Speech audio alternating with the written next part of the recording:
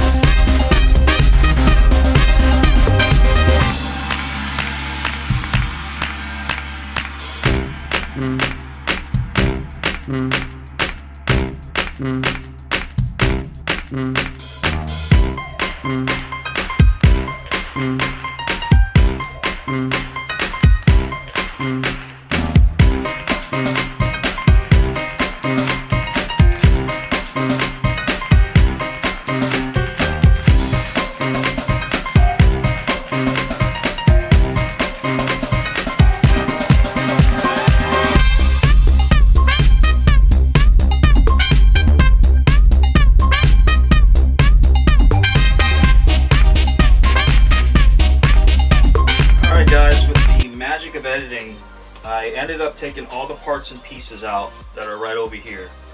And excuse me if you can't see my face, but I thought it was more important that you guys see the piece alone. That way you guys have an understanding.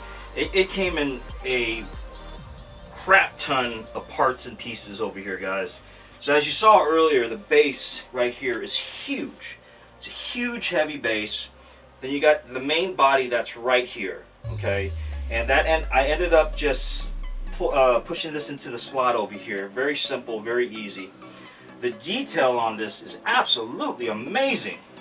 I mean, everything down from his battle equipment to his armor, and it's just all there. It's just absolutely detailed.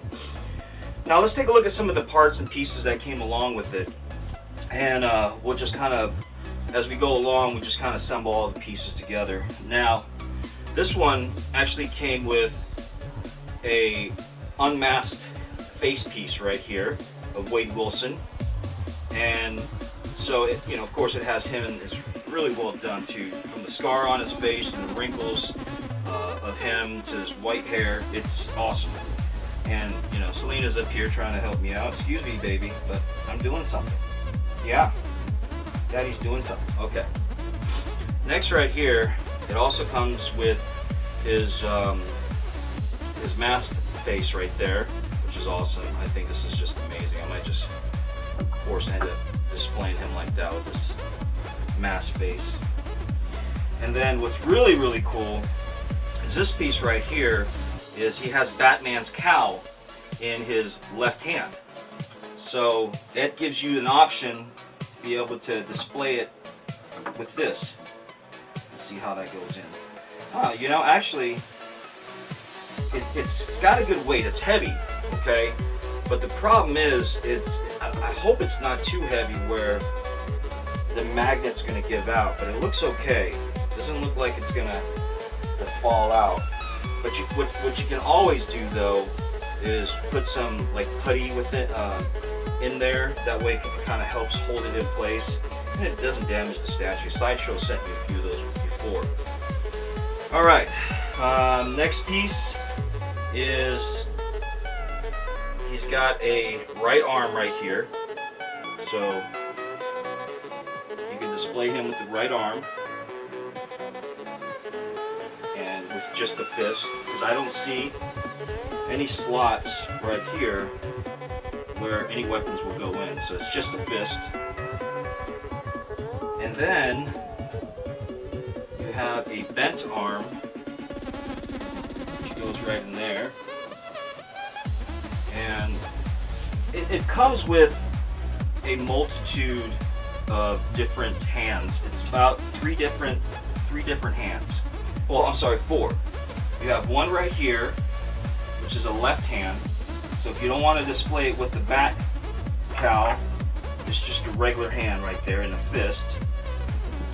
Or you can display it with the sword, which is kind of cool, I think. And you have the right hand, which you can display with the right hand. Maybe this one will go in. Nope, it doesn't go into this one. So it probably ends up going into this one. There we go. Alright. And he's holding that shock baton right there. So let's take this out, see what it looks like. So you can display him with this. Oops, excuse me. There we go. So you have that. And then you have the option of putting his left hand in the sword. So that's not too bad, right? It's not bad at all. So let's take this off. So that's one of your options there. Then you have another option of him holding his rifle right here. It's automatic AR. And then this one will be held up by the bent arm. So let's put this in and see what it looks like. There we go. And then him holding his machine gun. Alright? So kind of cool, right? Not bad at all. So you have different options, which is really cool. I mean, because if you get tired, you can display it for a week or two or a month. And if you get tired of looking at that, then you can change it out. Okay? Now, the next thing we have, it comes with a sidearm right here. Looks like a 9mm, so I'm assuming this would go right here. So there's the sidearm. And then you have a sword sheath right here. And that will go into his back. Just like that. And you have a pouch right over here. And so this pouch, see where this pouch goes. See if we can find a slot for him. There we go. Slot's in right there. Okay, so we found it. The slot is right there. Alright, and then next is you have the Grim Reaper right here. So of course, that is going to go right in this slot. And it's magnetized, so it's definitely magnetized, so it'll go in there just fine. And then the Grim Reaper right here, he has his, what do you guys call this? I forgot what they call this, okay? Alright, and there you have that. And then this is part of his cowl. So those fit right on the back here. It just goes like that. And then this is a sheath. I'm sorry, the hilt of his sword, which you can actually place right in here. You can display it with his sword in there or without. So